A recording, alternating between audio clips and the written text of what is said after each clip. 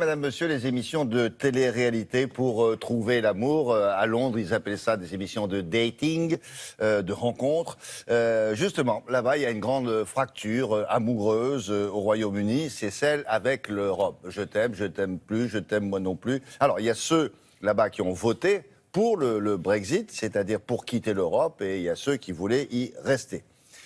Pour apaiser les tensions et se réconcilier, éventuellement sur l'oreiller. Il y a une émission de télé-réalité d'un genre nouveau qui vient d'être lancée cette semaine. Et alors, à quoi ça ressemble, Loïc? Il va vous répondre. Bonjour. Bonjour William, eh bien effectivement c'est la chaîne britannique Sky News qui a lancé ça cette semaine. Alors il va y avoir plein d'épisodes. Alors à quoi ça ressemble, les Anglais sont très imaginatifs, vous savez c'est ici au Royaume-Uni qu'on crée vraiment le plus de concepts d'émissions. Les Américains, c'est Hollywood, mais ici, vraiment, la télé anglaise produit, alors pour le meilleur ou pour le pire, de nouveaux concepts d'émissions chaque semaine. Alors là, vous prenez effectivement un exemple de télé-réalité, vous le mélangez avec un peu de dîner presque parfait, vous saupoudrez le tout d'émissions de débat politique, et puis vous avez le Brexit au menu, cette émission assez inclassable où on va devoir trouver l'amour entre ceux qui ont voté Brexit, entre les amoureux de l'Europe, et puis il va falloir faire en sorte que les amoureux de l'Europe deviennent amoureux de leurs ennemis, de ceux qui ont voté dans l'autre sens pour faire quitter le Royaume-Uni de l'Europe. Regardez, c'est assez amusant, c'est ce reportage signé avec Laura Calmus et Élise Derbaumet. Voici le dernier concept du Faites l'amour, pas la guerre. Pour réconcilier les différents politiques, la chaîne Sky News vient de lancer son émission de rencontre. Premiers instants polis, regard sur le physique et bon dîner, tout y est, sauf que là, le thème de discussion est imposé, c'est le Brexit au menu. Molly a voté pour rester dans l'Europe, Jordan pour la quitter. Dès le début, on ne peut pas dire qu'ils soient sur la même longueur d'onde. Quand j'ai appris les résultats, j'étais sous ma douche, j'ai chanté de joie, même si j'étais surpris.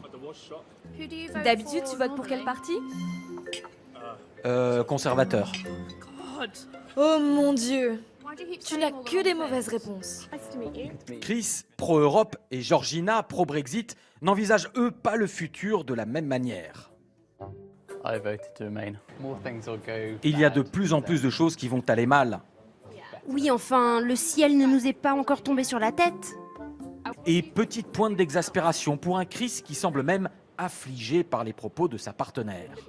Il fallait reprendre le contrôle, ce genre de choses. Mais tu voulais reprendre le contrôle de quoi? Pour améliorer quoi exactement?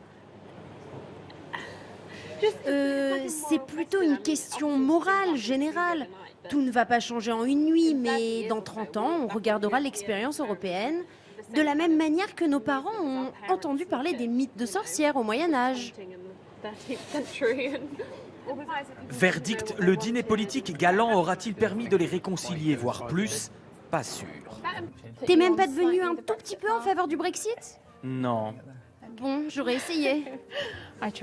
Pour éviter tout malentendu fâcheux sur l'oreiller, plusieurs sites de rencontres en Grande-Bretagne sont réservés uniquement aux Remainers, ceux qui voulaient rester en Europe. De l'autre côté de l'Atlantique, présidentielle américaine oblige, d'autres sites de rencontres permettent de ne pas aller au lit avec n'importe qui. Ce site vous garantit un partenaire 100% pro-Donald Trump. Celui-là, au contraire, vous promet l'amour avec un Canadien ou une Canadienne pour pouvoir émigrer plus vite au Canada si Donald Trump est élu. C'est drôle, ça. C'est curieux, ça, Loïc. Il y a d'autres sites comme ça pour des rencontres sur affinité politique. Est-ce qu'il y en a d'autres là-bas? Il me semble qu'en France, ça n'existe pas. Qu'est-ce que vous en pensez? Ah si, alors il y en a d'autres là-bas, il y en a d'autres ici, il y en a d'autres aux États-Unis. On en a même trouvé un uniquement pour réunir les amoureux de la théorie du complot. Entre complotistes, vous pourrez trouver l'amour, le gouvernement nous ment, tout ça. Ouais. Et puis, si, en France, il y en a. Il y a par exemple pour les écologistes, il y a les green lovers, littéralement les amoureux verts, les amants verts. Et puis vous avez droite rencontre pour la droite, gauche rencontre pour les socialistes, et vous avez même front rencontre pour le Front National. Alors vous allez me dire, il s'appelle pareil, gauche rencontre, droite rencontre, front rencontre. Ouais. C'est normal, c'est la même entreprise, mais qui distribue comme ça aux différents adeptes des partis toutes les possibilités d'amour. Vous voyez, le fondateur d'entreprise, visiblement, il est pas sectaire, droite, gauche, lui, ce qui compte, c'est l'amour.